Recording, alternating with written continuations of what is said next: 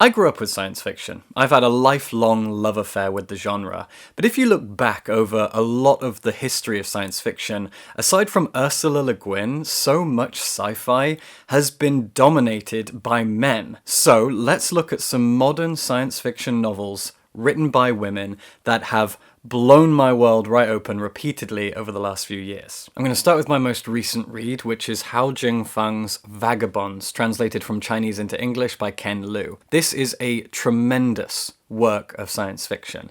It's big, it's about 650 pages. I typically don't love long novels, but I really loved this one from beginning to end. This novel is an exploration of politics, looking at two different political ideologies and how those ideologies have been put into practice by two different planets. It's set about 200 years from now on Mars. Our protagonist is a young Martian girl who has spent her teen years living on Earth, and so now she feels like a child of two countries, a child of two worlds, a child of two political systems. When she comes back to Mars, she is curious about its history. She's curious about her family lineage. She's curious about a lot of things. The Earth of Vagabonds is pretty much the Earth we live on now, but extreme. It's a capitalist system that has reached its ultimate... Is zenith the word? I think zenith is the word. Mars is a perfect communist utopia. And both of them have different views on what freedom is, and that's what this book is about. It's about freedom. Our protagonist and a few other characters are looking at the two political systems of Earth and Mars and just trying to figure out which one is actually free and what freedom means and what freedom looks like. It's a fascinating, fascinating piece of political science fiction. Moving from China to Korea, this is I'm Waiting for You by Kim Bo-young. She is a giant of science fiction. And what we have here are 4 short stories that are actually 2 stories, each split in half, kind of. The first and 4th stories in this collection are linked. They are the same narrative, more or less, told from 2 different perspectives. And then the middle 2 stories are set in the same world, and one of them is the longest story in this, it's more like a novella, and the other is a tiny little short story that's kind of attached to it. I hope I made that clear. The first and 4th stories tell the tale of a couple who are engaged to be married, and each of them is currently away from Earth, and they want to get back to Earth for their wedding day. One of them is a lot further from Earth than the other.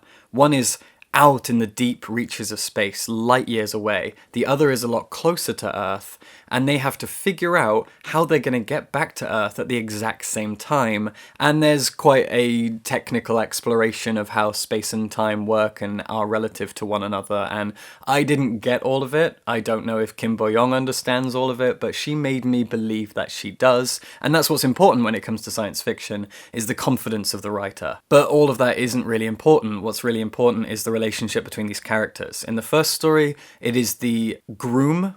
That's the word we use, isn't it? Yeah. He's writing letters to his bride, and he's screwing up. He's making bad decisions. Things keep going wrong, and suddenly he's like, oh, I'm actually not going to get to Earth now for like a month, which is a month in his time, but actually on Earth it'll be like 8 years. And as this goes on, more and more time is passing on Earth. We're talking hundreds of years. And then when we get to the 4th story, which is the tale from the wife's perspective, pretty much the same thing is going on. She's sending him letters saying that she's also screwing up and things are also going wrong for her. And again, time is moving on. And the two of them are getting older, but slowly. Earth is getting older, but quickly. And they still just want to get back to each other so they can have their wedding. That's all they want. And are they going to do it? The middle 2 stories are even more complex. They actually tell the tale of the gods that created humanity. There is the idea that Earth and all the humans on it and everything that we live in is sort of a school for the gods. The gods themselves are one entity that has kind of divided like a cell, and those divided pieces of the god go to Earth and study. It's kind of like Buddhism. It's an exploration of schools of thought. And they go to Earth and they embody people and they learn things.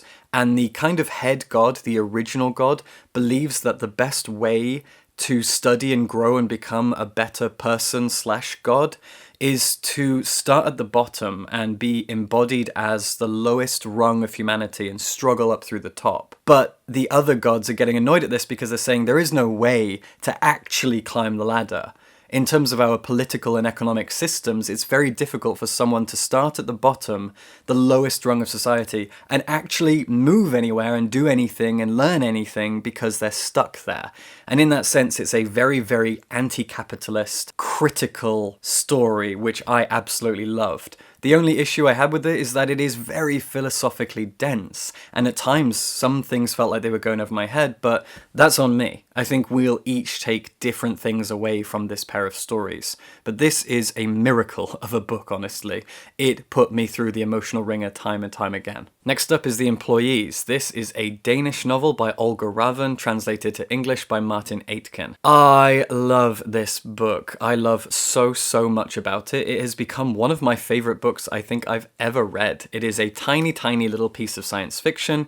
It's an epistolary, I cannot say that word, novel. A novel that is told as a series of letters, notes, diary entries from the characters in it. This one in particular is interviews. Each chapter is an interview statement by an employee who is on a big spaceship. This ship has picked up a collection of weird items from a planet. These items, objects, things, whatever they are changing the people aboard in strange ways. And the crew is pretty much 50-50 split between humans and androids.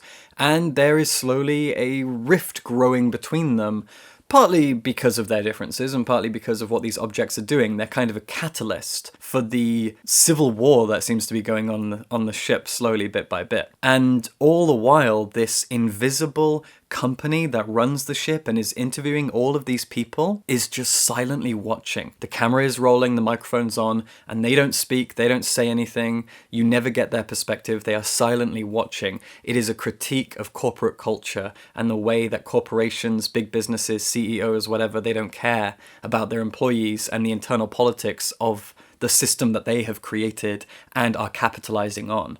It's so clever. I love so much about this book, and I think I'm ready to reread it, even though I only read it like a month ago. I've read a few Becky Chambers novels now, and I've done a few videos on her, and I've chosen this one to talk about, To Be Taught If Fortunate.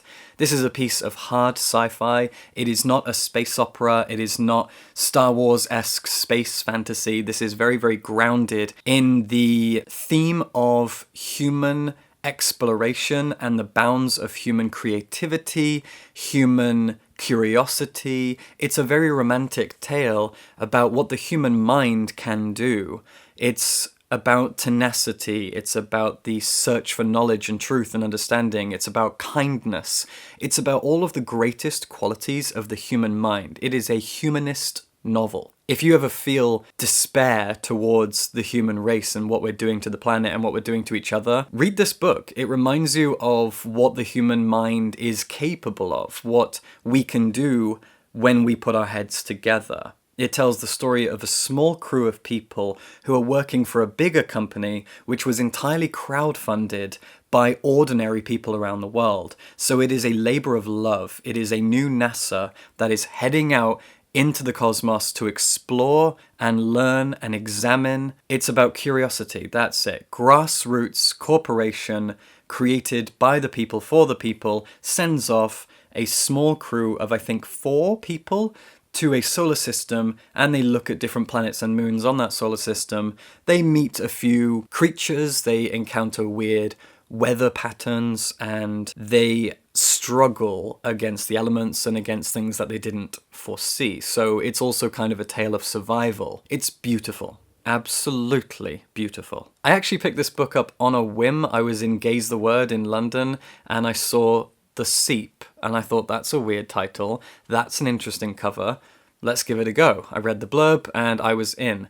Our protagonist is a 50-year-old trans lesbian who has been married to her wife for a while now, but then there's an alien invasion. Uh-oh. But this alien invasion is different. The Seep, as it is called, seeped into our world. It did not come down on big spaceships and start blowing things up.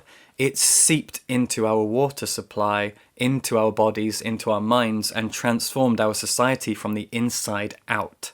And now there is no capitalism, there is no formal structure to Earth anymore. People can pretty much do what they want. It's kind of like the Seep provided us with universal basic income, and now each person is able to do what they want to do. Our protagonist spent a few years doing art. That's what a lot of people end up doing because of what the Seep did to us. They start creating art, performing art, becoming musicians, painters, performance artists, actors, whatever. And then eventually she decides to become a doctor. But her wife, eventually, after years and years with the Seep's influence, decides that she wants to use the Seep's power to start her life again, to wipe all of her memories and be reborn as a baby, adopted by a family in another country and raised again to experience life afresh all over again. And our protagonist has to let her, she has no choice. And once her wife goes, our protagonist then has to hold a funeral for her and continue to live her life in this world alone. And she ends up going on a kind of journey of vengeance against a man that she doesn't like. It's a wild story, and it's really short as well. You can read it in a weekend. There's a lot going on here, politically, philosophically, ethically. There's so much to unpack. And I'll kind of leave you to do that if you pick this up, because there's too much for me to go into right now. I have a lot of ideas, I have a lot of opinions, and I want to know what you think when you read this. If you read this. A book that I don't have on me that I actually reviewed a while ago for Book Browse is The Echo Wife by Sarah Gailey, who is a non-binary writer from, I think, California. And their book, The Echo Wife, is a kind of thriller with a heavy emphasis on science fiction, but it's very, very grounded as well. It tells the story of a biologist. Evelyn? I think her name's Evelyn. She's a research biologist, and she's just won a big award. She is the leading expert in the field of human cloning, and her husband also used to work with her, but not anymore. After receiving her award, Evelyn meets with Nathan's new wife. And this new wife, and well, this is I guess this is a spoiler, but it's something that happens very, very, very early on in the book. But I'm going to tell it to you because it really does happen early on. When she meets her ex-husband's new wife, it turns out that the new wife is a clone of Evelyn. And you can tell by the way that she reacts when they meet up for coffee that Evelyn knew that. She knows that Nathan married a clone of his ex-wife that he created. But what surprises Evelyn is the fact that this clone of her is pregnant. This is the one thing that she knows for certain is impossible. They've managed to perfect human cloning, but clones cannot get pregnant. They are all infertile. But this one did it. This one somehow is pregnant with Nathan's child. And I won't tell you any more. The story takes some really, really crazy twists and turns. The one spoiler that I've given you is a small one. There's a lot left to enjoy here, I promise. This is a very, very satisfying tale, and Evelyn herself is such a wonderful character because she's cold and calculating in a scientist kind of a way, but she's not without feelings and empathy. She's pragmatic, she's capable. She's one of the most believable and sympathetic characters in science fiction I think I've ever read. The next book I want to talk about is called The Space Between Worlds by Micaiah Johnson. I actually got to review this book for New Scientist magazine, which was a really cool thing I got to do. This is a book that explores the concept of multiversity, the many worlds theory, the multiverse, and the idea that there are an infinite number of worlds. In this one, I think there is a finite number of worlds. There is a string of Earths that all overlap with one another, and our protagonist is a young woman from one of these Earths, and she has a job where she has to go to different Earths and basically just report back on what's different about each of them. She just kind of examines, explores, and the catch for people with her job is that they can only go to a world where that world's version of them is already dead. You cannot go to a world if you on that world are still alive. But our protagonist is uniquely special here because she's dead on almost every single world. So she's a very, very valuable employee to her company. I don't really want to go into this one because there's a lot to spoil, there's a lot to explore, there's so much world building that I could be here all day. And if I'm being honest, I also don't remember a lot of it because I read and reviewed it like 2 years ago now. But I loved it. This is an exploration of nature versus nurture in a way that I've never really seen before. Finally, I have 2 YA sci-fi novels here that I am recommending with a big caveat, and that caveat is that they weren't really for me. I struggle with YA fiction, YA genre fiction these days, but I think they are good books for people who want to read them. Chilling Effect is a really, really, really fun romp. It just was one that kind of got on my nerves because it's a little too simple and twee. The humor in it is sweet, and I'm sure younger audiences would enjoy it, but I found it kind of irritating. This is the debut novel by Valerie Valdez, and it is very much inspired by a lot of the fantastical and operatic space sci-fi stuff that we've seen a lot in films, TV shows, and video games over the last few years. You can see a huge impact that something like Mass Effect must have had on this writer. It tells the story of a captain of a ship who does a lot of odd jobs, and when the book begins, she is rounding up a collection of psychic cats that she was supposed to be delivering somewhere and ended up escaping and just spreading themselves across her ship and disappearing as cats do. And so she's trying to find all of these psychic cats, and it's a cute gag. Then she ends up going to a bar and pissing off this guy who's like the emperor of everything, because she didn't accept his sexual advances, and now he wants to kill her, so he ends up chasing her across the cosmos. And she also finds out that her sister has been kidnapped, and now she has to find a way to rescue her sister. So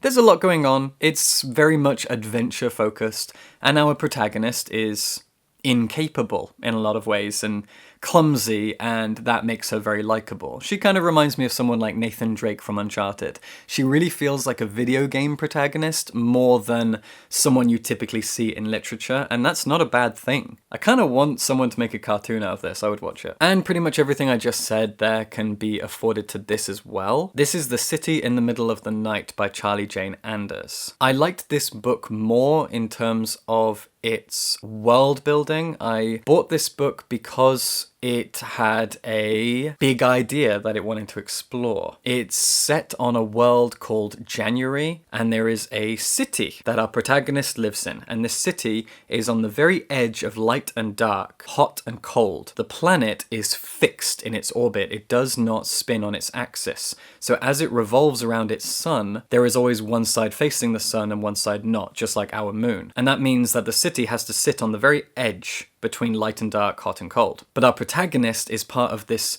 group of students who are kind of rising up against the regime of their city, even though the regime doesn't seem that bad at all. I can't even tell what this regime does. Like, this isn't 1984. I don't really know what the students are angry about. But anyway, she ends up getting thrown out of the city. And she gets picked up by this big crab creature. And she, as a kid, was taught how to fight off these crab creatures if you end up beyond the walls of the city.